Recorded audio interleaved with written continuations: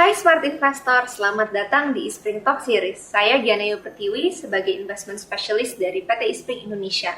Jadi pada kali ini kami mau membahas kinerja IHSG sepanjang tahun 2022 dan bagaimana strategi menyambut tahun 2023.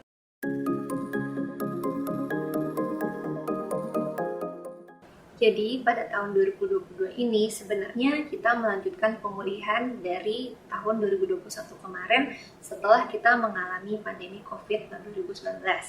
Pada tahun ini pemulihan tersebut itu diiringi dengan level inflasi yang meninggi karena adanya supply constraints dari beberapa negara yang lumayan dominan.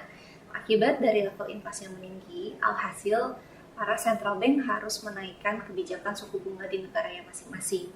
Hal itulah yang telah mendorong volatilitas menjadi lebih tinggi pada tahun 2022 ini.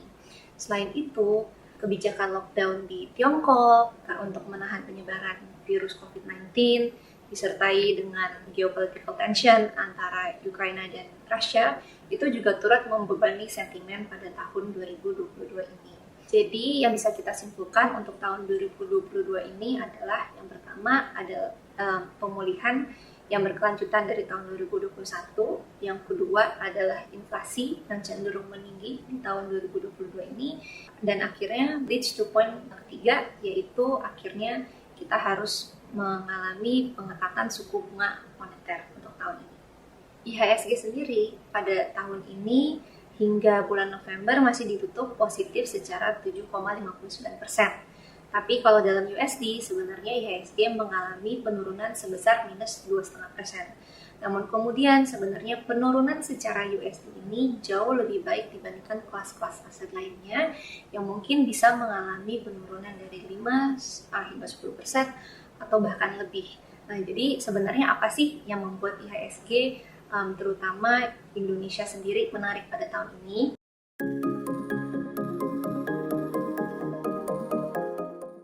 Jadi pada tahun ini Indonesia sebenarnya dilihat cukup menarik karena kita mengalami perbaikan dari sisi neraca perdagangan.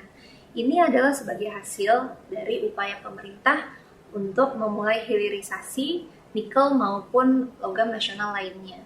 Jadi kita bisa lihat terutama 9 bulan terakhir ini Indonesia terus-menerus mencatatkan surplus neraca perdagangan karena terutama ada peningkatan ekspor dari iron and steel, terutama yang bertujuan ke negara Tiongkok.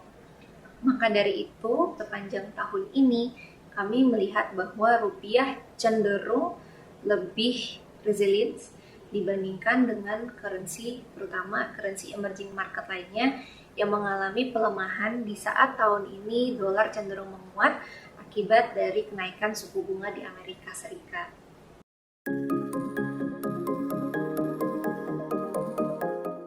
Jadi kita lihat ada 3 poin penting yang membebani pasar saham pada bulan Desember 2022 ini. Yang pertama, dibukanya lockup dari saham Gotoh. Jadi kami melihat hal ini mendrive para investor untuk mengurangi posisinya di saham tersebut untuk menyesuaikan valuasinya terhadap rekan-rekan regional yang sebelumnya sudah tergerus duluan di saat era kenaikan suku bunga dimulai. Yang kedua, kami melihat adanya rotasi arus dana asing di mana terjadi outflow pada pasar saham atau IHSG dan terjadi inflow pada pasar obligasi domestik.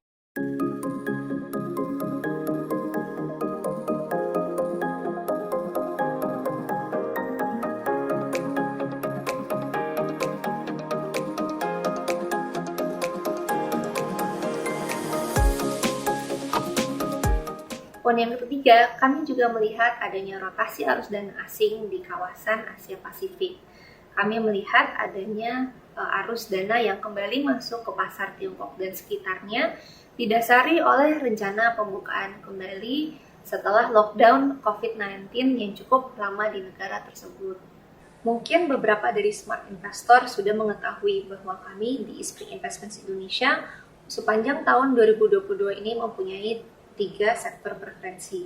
Yang pertama di sektor finansial, kedua telekomunikasi, dan yang ketiga sektor energi. Memasuki tahun 2023 sebenarnya kami masih mempunyai preferensi terhadap sektor-sektor tersebut. Namun kami melihat ada satu sektor tambahan yang berpotensi untuk perform di tahun 2023, yaitu sektor konsumsi. Kami melihat ada beberapa faktor yang bisa mendorong sektor konsumsi untuk tahun depan. Yang pertama adalah upah minimum yang tahun depan akan meningkat, di mana 2 tahun terakhir pada pandemi ini kenaikan upah minimum cenderung flat. Yang kedua adalah memasuki tahun politik, di mana biasanya pada masa-masa kampanye konsumsi masyarakat cenderung meningkat.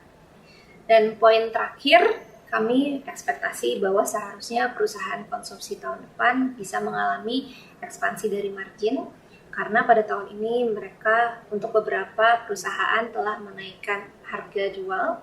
Dan selain itu, untuk tahun depan kami ekspektasikan harga-harga soft commodities yang biasanya menjadi bahan baku perusahaan-perusahaan tersebut bisa mengalami normalisasi harga. Sekian pada sesi kali ini, semoga bermanfaat bagi smart investor dalam membuat keputusan investasi. Sampai jumpa pada sesi eSpring Talk Series selanjutnya.